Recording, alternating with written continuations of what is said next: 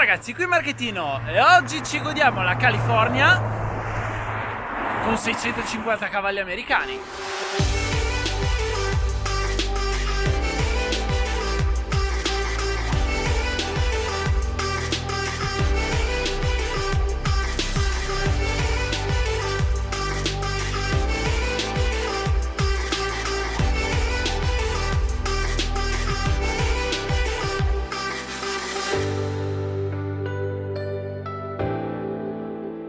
Ragazzi, questa macchina incute timore anche da ferma. Sentite che rombo.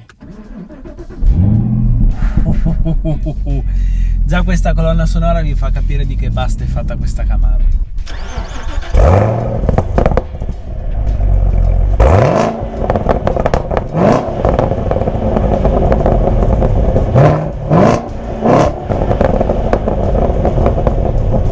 Mi trovo nei canyon sopra Malibu con questa bestia di Camaro, nonché la Camaro stradale più estrema e potente mai prodotta. E io ragazzi me ne sono innamorato. Ho percorso pochi chilometri con questa macchina, ma ho potuto capire subito che questa è una macchina che non è adatta per tutti, perché bisogna utilizzare la testa. Qui seriamente ogni volta che apri gas, bensì 150 cavalli verranno scaricati solo sulle ruote posteriori. Esatto, 650 cavalli, perché se non vi bastava la versione aspirata da 450 cavalli, Chevrolet ha aggiunto un compressore volumetrico, lo stesso montato sulla Z06, portando questo 6002 V8 a ben 650 cavalli e 868 Nm di coppia, disponibile a 3650 giri. La strada è piuttosto tortuosa, adesso scopriremo se questi cavalli li riesce a scaricare.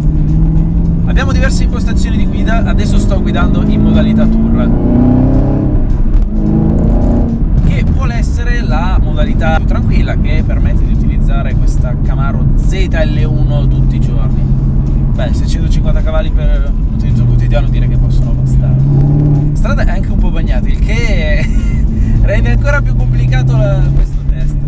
Chevrolet ha creato la ZL1 per quelli che cercano le performance più estreme, quelli che vogliono utilizzare la propria macchina soprattutto in pista. È una macchina estrema in tutto per tutto, però al tempo stesso siamo nella filosofia della muscle car, cioè la macchina sportiva accessibile all'americano medio. Forse la cosa più interessante di questa ZL1 è il prezzo, perché qui negli Stati Uniti costa poco più di $60.000. Al cambio attuale stiamo parlando di circa 54.000 euro per una belva di macchina con cavalli a non finire.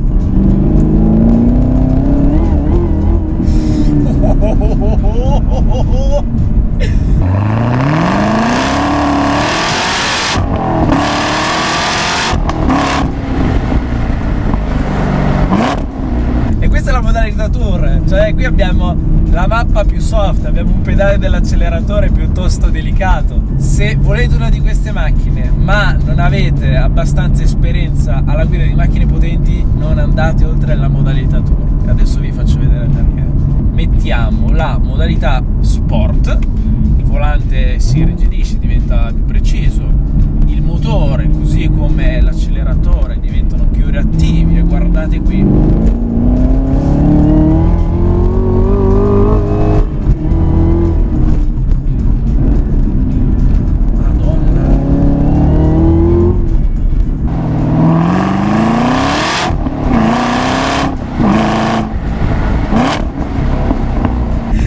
Qualcosa di devastante.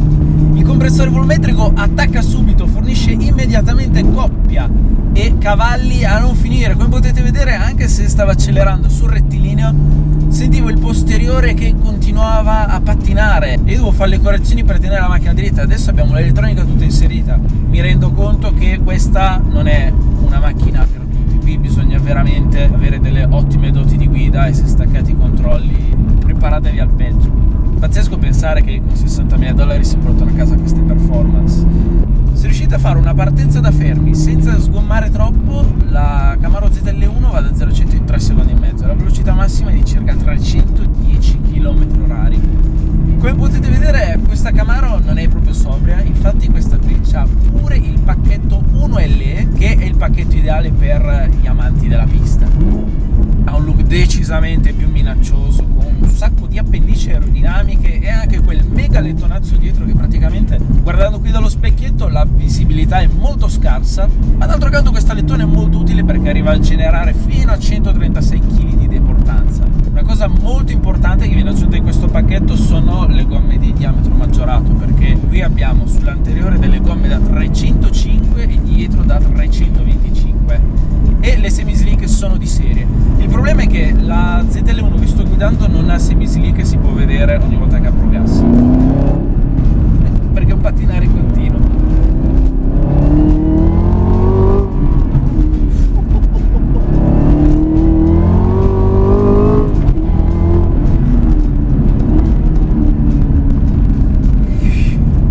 È veramente intensa, ragazzi. Per farvi un paragone, recentemente ho guidato una Ferrari 488 GTB in pista col manettino impostato su race. Ferrari ha sviluppato un'elettronica pazzesca su quella macchina che ti permette di scaricare tutti i cavalli in piena sicurezza, dandoti il feeling di avere la situazione sotto controllo. Chevrolet non ha la stessa tecnologia che ha Ferrari, i cavalli li tiri fuori facilmente. Tecnologia raffinata e sviluppata non è facile da implementare su una macchina e quindi potete capire che a parità di cavalli riuscire a guidare al limite questa macchina è un'impresa. È un po' come fare un giro su un toro scatenato. Quindi posso dire, ha troppi cavalli in questa macchina? Forse. Li riesce a scaricare tutti? No. Però mi piace lo stesso. È un'auto estrema in tutto per tutto, le sensazioni che ti dà al volante, mamma mia, ti fa battere il cuore all'inverosimile. A livello europeo faccio fatica a pensare macchine, soprattutto supercar, così violente e così estreme. Ormai tutte le macchine sono così piene di elettronica che persino vostra nonna riuscirebbe a guidarla e portarla al limite. E non è il caso di questa macchina. E poi, che spettacolo, l'accoppiata di questo motore così grintoso, il cambio manuale, volendo è disponibile anche il cambio automatico a 10 rapporti, ma ragazzi, che figata cambiare marce, scalare, gestire la potenza con questo cambio manuale. E devo dire che nel complesso è un cambio ben strutturato, perché i rapporti sono abbastanza vicini, diretti, dà veramente gusto giocare qui nei canyon e cambiare marcia. Voi vi chiederete, se è manuale perché c'hai pedal dietro al volante? Beh, questi pedal qui dietro hanno la funzione di rev matching. Praticamente premendoli si può attivare o disattivare la funzione di doppietta automatica. Quindi volendo si può avere la totale libertà di cambiare marcia e dare anche il colpetto di gas.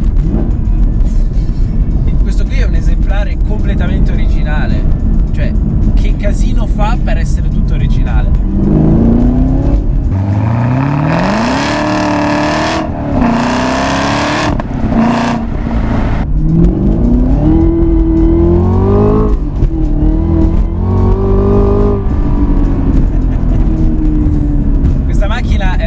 Allo stato puro, ogni accelerato equivale ad un assolo degli AC/DC. Mamma mia quanta cattiveria. Grazie al cielo qui c'è l'elettronica che seppure non è così sofisticata permette un pochino di riuscire a scaricare la potenza senza finire giù nel canyon. Praticamente non c'è neanche bisogno di arrivare ogni volta al limitatore, perché già come concezione i motori americani sono molto brillanti e pieni di coppia ai bassi. Qui aggiungici pure un compressore volumetrico, l'erogazione di potenza è a dir poco devastante. Sì, io sono dell'idea che comprare sta macchina e non tenere sotto le semi-slip sia una scelta piuttosto da pazzi. La posizione della strumentazione non mi fa impazzire perché praticamente la parte superiore del volante non mi fa vedere i giri motore e la velocità, però fortunatamente questa ZL1 ha l'head-up display che mi permette di vedere in tempo reale la velocità. Vedetemi che qui appena schiacciate il gas un paio di secondi, inserite una marcia dopo l'altra, vi rendete conto che siete da ritiro dalla patente se non peggio. Beh, comunque abbiamo un'altra modalità disponibile, mettiamo la modalità track, che è quella studiata per un uso più pistaiolo. Quando pensate che sport sia più che sufficiente, Chevrolet ha ben pensato di mettere una modalità ancora più estrema e pepata. Il volante lo avverto che è ancora più duro e diretto, così come la risposta dell'acceleratore fa paura. Questa è seriamente una modalità da solo pista. L'ottima cosa è che qui la potenza del motore è ben proporzionata alla potenza dei freni. Infatti qui abbiamo dei dischi da 390 mm. Anche se non vi nascondo che forse in questo caso sarebbe stato ancora meglio avere dei carboceramici.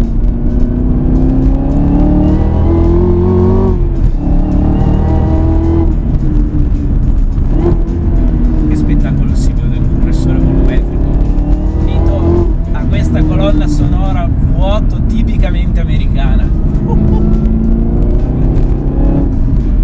Ci rendiamo conto che il pacchetto 1LE è il pacchetto studiato per gli amanti della pista, perché qui a livello di sospensioni abbiamo delle Multimatic regolabili sia sull'anteriore che sul posteriore, e in ogni caso cambiando anche qui i settaggi tra sport e corsa track, mi rendo conto che in track le sospensioni sono molto rigide, e con un motore, una trasmissione e un differenziale che devono fare i salti mortali per scaricare tutta questa potenza, con il pacchetto 1LE viene migliorato anche il sistema di raffreddamento di tutte queste componenti. Non è proprio un peso piuma, perché comunque sia il peso secco dichiarato è di 1761 kg, per essere una macchina piuttosto pistagnola. È pesante, però c'è da dire che nel complesso Chevrolet ha fatto così tante migliorie su questa macchina che il peso onestamente passa in secondo piano. Freni sono potenti, ottimo anche la gommatura allargata rispetto alla versione standard.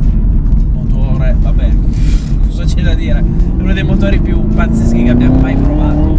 Seppure questa è una macchina pesante, Chevrolet è riuscito a tirar fuori un qualcosa di assolutamente incredibile.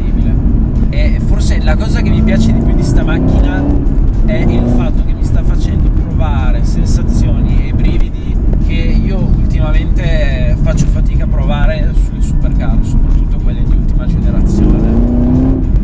Ormai le macchine moderne sono fin troppo facili, prevedibili, e questa macchina qui sembra essere stata concepita con il meglio della tecnologia moderna, ma con dell'elettronica datata, ed è questo che adoro.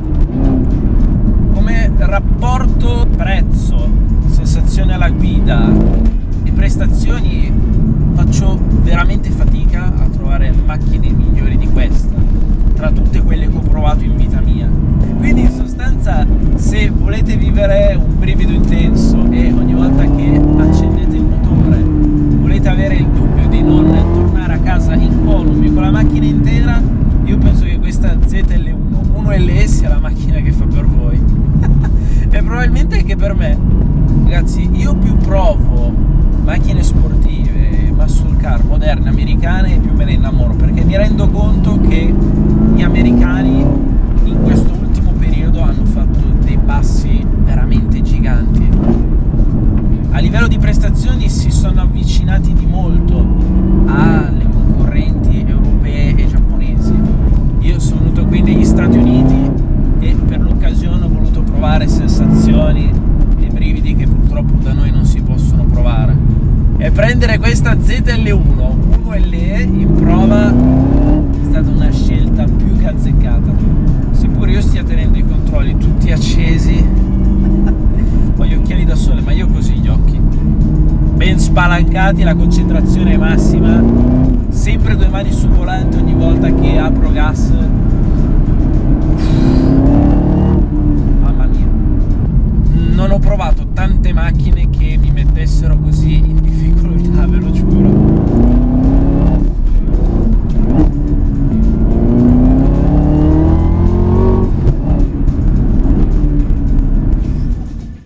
Ragazzi, adesso siamo tornati sulla Pacific Coast Highway e direi che in questo contesto i 650 cavalli sono più che superflui, basta la vista dell'oceano. Adesso abbiamo rimesso la modalità tour per viaggiare in assoluta tranquillità. Posso sentire un po' di scricchioli e rumorini vari qui negli interni, Beh, dopo tutto diciamo che gli americani non sono mai stati il top per quanto riguarda la qualità costruttiva, però devo dire che in generale, tenendo anche bene a mente il prezzo di questa macchina, la qualità degli interni è discreta. Non ho avuto modo di passare molto tempo a giocare con l'infotainment, perché dopo tutto quando hai 650 cavalli fai ben altro. Qui abbiamo un grosso schermo touch con sistema Apple CarPlay. Ha un'interfaccia piuttosto semplice ma fluida e intuitiva.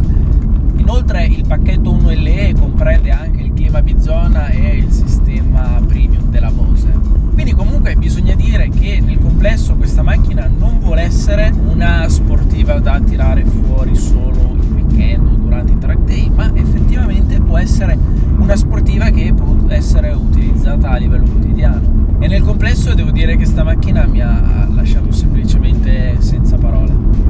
Difficilmente ho provato sensazioni così forti al volante di una macchina sportiva. Basta inserire la modalità sport o la modalità track e la macchina diventa così selvaggia, così scorbutica che diventa imprevedibile, e a me questo piace molto. Era da tempo che non provavo una macchina che mi facesse provare sensazioni così intense, e Chevrolet devo dire che ha creato un vero mostro da strada con la ZL1 Ragazzi, se vi è piaciuto questo video mettete like, iscrivetevi al canale se siete ancora fatto, e come sempre grazie per la visione.